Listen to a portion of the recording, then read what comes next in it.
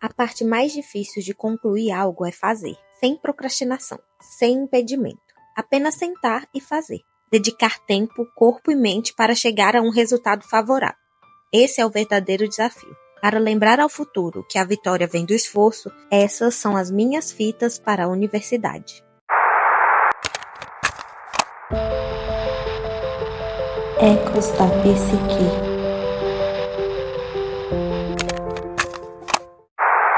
Ela voltou, a mais temida de todas, a hora de executar um trabalho. Agora estamos divididos em 2 tipos de pessoas, as que estão fazendo monografia e as que estão fazendo prática. No curso de jornalismo, você tem a opção de escolher entre essas 2 modalidades.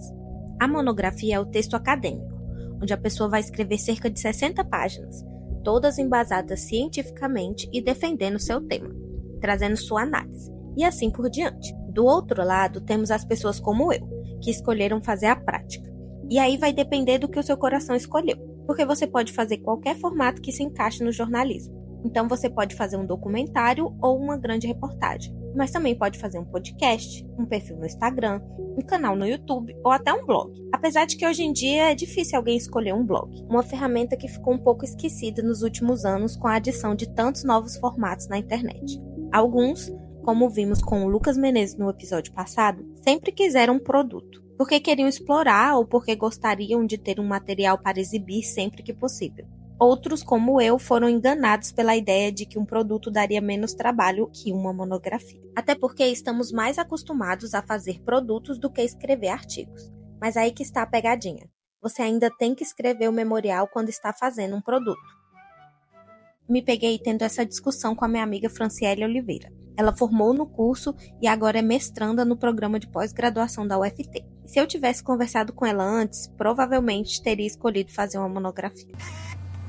Para mim, sempre foi decidido que seria monografia. Eu adoro escrever. Então, para mim, desde o primeiro período, eu sabia que eu faria uma monografia. Nunca passou pela minha cabeça. Na verdade, para mim, o processo, e alguns professores podem até não gostar do que eu vou falar, mas para mim, fazer um projeto prático, ele é muito mais trabalhoso do que fazer a monografia, no sentido de que o aluno ele vai ter que se desdobrar em 3. Ele vai ter que fazer o referencial, ele vai ter que fazer o roteiro, se ele for fazer algum produto audiovisual, até mesmo um podcast ou algum outro produto só de áudio. Ele vai ter que fazer o roteiro, ele vai ter que fazer o orçamento, ele vai ter que pensar na edição, ou então em acessibilidade. É uma gama de atividades que ele tem que pensar. E, além disso, ele ainda tem que ir propriamente ir atrás de entrevista. Então, para mim, sempre foi assim um trabalho muito extenso e que não valeria a pena no curto tempo que eu tinha. Estou falando isso, mas eu amo escrever. Então, sempre foi...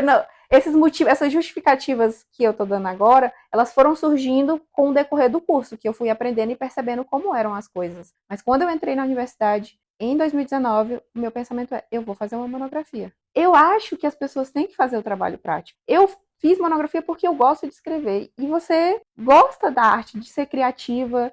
E aí, quando você está fazendo a monografia, você pensa, meu Deus do céu, o que eu estou fazendo aqui? Porque em certos momentos da monografia, quando você está escrevendo, e eu estou passando super por isso agora escrevendo a dissertação, que você está tão enfadonho, tão cansado de ficar naquele mesmo coisa, que você pensa, eu nem sei mais o que é o que eu quero fazer. Você fica meio que perdido, porque escrever continuamente por mais de 50 páginas não é mole, não. Durante a matéria de TCC1, nossas maiores dificuldades são apenas no campo das ideias.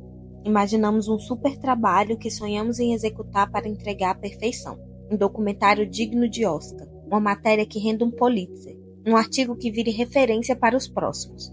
Tabelas e planilhas de orçamentos que nunca vão existir. Por mais que tenhamos feito muitos trabalhos práticos durante o curso, nenhum tem a dimensão do que o TCC propõe. Nenhum tem o peso que o TCC tem. É o nosso último ato nessa peça universitária e ninguém quer um final ruim para a própria história. Bom, é de se esperar que com todo esse peso e toda essa criatividade em jogo, expectativas sejam criadas, tanto em nós mesmos quanto nas pessoas ao nosso redor. Sinceramente, o peso da expectativa dos outros foi horrível para mim. Esses dias, a Isabela Santa Rosa, uma das amigas que estão fazendo o TCC comigo, me confessou que ela também sentia isso, mas ela tem uma ideia muito mais pacífica do que eu. É porque, assim, no decorrer do curso a gente vai criando vínculo com os nossos professores. E a partir desse vínculo se gera certas expectativas. Então, tipo assim, eu fiz parte do centro acadêmico, então eu tive muito mais contato com os professores pra perceber que, às vezes, eles estão colocando toda, tipo assim, nossa, essa pessoa aqui, quando ela for fazer o TCC, vai ser um estouro. Muitas expectativas estão sendo criadas. Muitas expectativas estão sendo criadas, mas não que necessariamente eles coloquem isso em você. Eu acho que é porque, tipo assim... Um pouco, tá? Porque na minha perspectiva, desde que eu falei do meu tema do TCC, eu tenho escutado muito isso dos professores. Nossa, eu tô querendo muito ver o seu trabalho, e isso acaba, querendo ou não, criando um peso em cima de mim. E aí eu fico tipo, não quero fazer mais. Eu vou falar pra você que eu me senti um pouco assim, né? Agora a gente terminou o TCC 1, agora no começo do semestre, e teve uma mini banquinha, né? A gente apresentar o nosso trabalho pros professores. E tava a Ana Deise lá, tava o Sérgio, tava o Lauro lá, e eles falaram muito bem do meu trabalho. E por eles falarem muito bem do meu trabalho, eu senti muito mais pressão, do tipo assim, nossa, não vejo a hora de ver o que você vai fazer. E aí você coloca, tipo assim, uau, não, então eu tô no caminho certo, mas ao mesmo tempo você fala, cara, eu tô no caminho certo, então eu tenho que, não posso errar. Tipo assim, ao mesmo tempo eu vejo que a expectativa deles não é uma expectativa que eles gostariam de colocar pra pesar na gente. Não é que é tipo assim... É um apoio, né? Eles querem incentivar a gente. Exatamente, eles querem colocar a gente pra cima, falar, você tá fazendo um trabalho legal, vai em frente, vai fazer suas coisas. Eu tô ansiosa pra ver, porque eu sei que você tem capacidade, né? Porque os professores conhecem a gente, a maior parte dos professores já deu aula pra gente mais de uma vez, né? Então eles meio que conhecem a gente. Falando em professores, uma parte importantíssima da nossa execução é o orientador. Durante o TCC1, ainda estamos criando nosso projeto, então é comum que não tenhamos o contato com o orientador, mas o TCC2 já começa com esse primeiro contato. Precisamos definir nossa relação, fazer um plano de trabalho. Eu tive que trocar de orientador durante o meu processo. Eu realmente tive um bloqueio com o TCC por um tempo, e o método do meu antigo orientador não combinava com o meu método de fazer trabalho. Então foram muitas tentativas fracassadas até que desistimos juntos e eu troquei de orientação. E estou aqui finalizando esse trabalho. No começo eu senti raiva de mim por não conseguir concluir algo que só precisava da minha força de vontade e do orientador, por não ser capaz de tirar de mim o que eu sabia que eu conseguia fazer. Mas é um pouco injusto da minha parte culpar outra pessoa pelo meu fracasso, por algo tão individual principalmente. E conversando com amigos, percebi que não era só eu que tinha problemas com o orientador, mas também não era todo mundo que tinha. Agora, eu queria sair um pouco da narrativa para falar com vocês. Durante a produção desse trabalho, eu coletei diferentes tipos de relatos da relação estudante-orientador. Tive relatos maravilhosos, de orientadores que mudaram a forma como os estudantes viam a pesquisa, incentivaram esses a fazer um mestrado, que foram junto em gravações e entrevistas, que salvaram o aluno nas últimas semanas. Mas também tive relatos perturbadores de professores que simplesmente não conversam com seus orientandos. Fizeram os alunos se sentirem abandonados, de alunos que apresentaram um trabalho sem que o professor tivesse ao menos olhado para o trabalho final. Poderia trazer muitos relatos, mas na minha análise, construindo esse roteiro, eu percebi que, apesar de deixar críticas, não quero criar uma caça às bruxas. Realmente temos professores que infelizmente já não estão tão interessados na orientação, em apoiar os alunos. Mas também temos professores maravilhosos, que são verdadeiros anjos salvadores dentro do colegiado. E o meu trabalho não é sobre o pior ou melhor orientador, não é sobre quem fez ou não fez, é sobre o processo que todos nós lidamos, e por isso prefiro deixar de fora os relatos para não identificar nenhum professor. Com esse pensamento, deixo para vocês uma fala do professor Sérgio Soares, professor da matéria de TCC1, sobre a orientação dos alunos.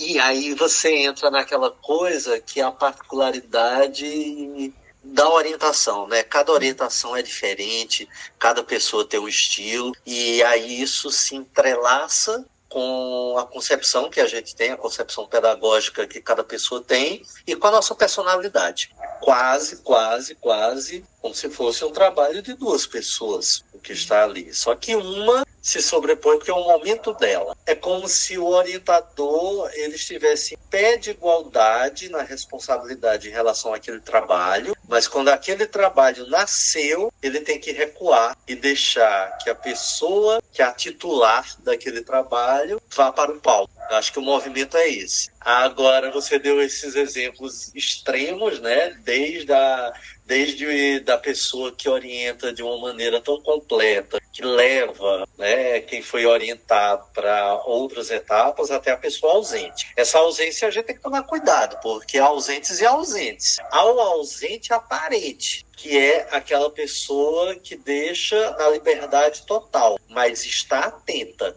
Do tipo, olha, Tainá, você tem que fazer para a próxima semana isso, isso e isso. Vai lá e faz. Aí todas as dúvidas que você tiver, eu desapareço. Mas eu quero ver a sua produção. E quando a sua produção chegar, eu vou dar um retorno. Eu digo eu assim, eu estou falando Sim. eu geral, tá? Um personagem. Eu vou dar um retorno consistente. Outra coisa é o orientador que não dá nem esse retorno.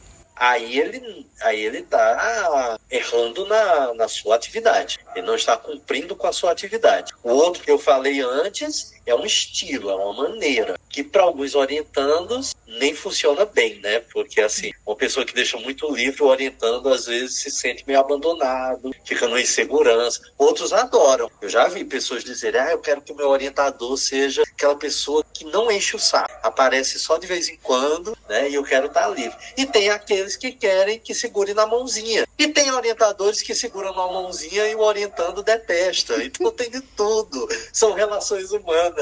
Mas de todos esses estilos, o que não pode existir é aquele que larga por incompetência ou por não cumprir a sua função enquanto professor. Esse daí não é nem questão da gente discutir.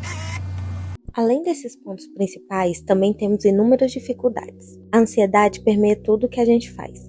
Cria e derruba expectativas, nos prende em processos difíceis e nos deixa estagnados na nossa produção. Nos faz pensar se somos bons ou se lidamos bem com o nosso orientador. É um trabalho longo e difícil. Temos que conciliar nosso tempo para a demanda de produção e para quem trabalha e estuda, é um desafio que pode levar vários semestres. O tempo é crucial e o pior inimigo. São 4 meses para produzir tudo e lidar com toda a carga emocional. E lidar com as matérias que precisamos finalizar. E lidar com as nossas próprias questões pessoais. Nisso tudo, o TCC vira um momento que pode ser tranquilo ou perturbador. Tudo depende do quão bem você consegue lidar com as situações de estresse. Mas em algum momento a gente chega na etapa final. Olhamos para o nosso trabalho concluído e agora precisamos enfrentar o último desafio. Aquele que vai nos deixar sem dormir novamente. Apresentar o trabalho para a banca avaliadora.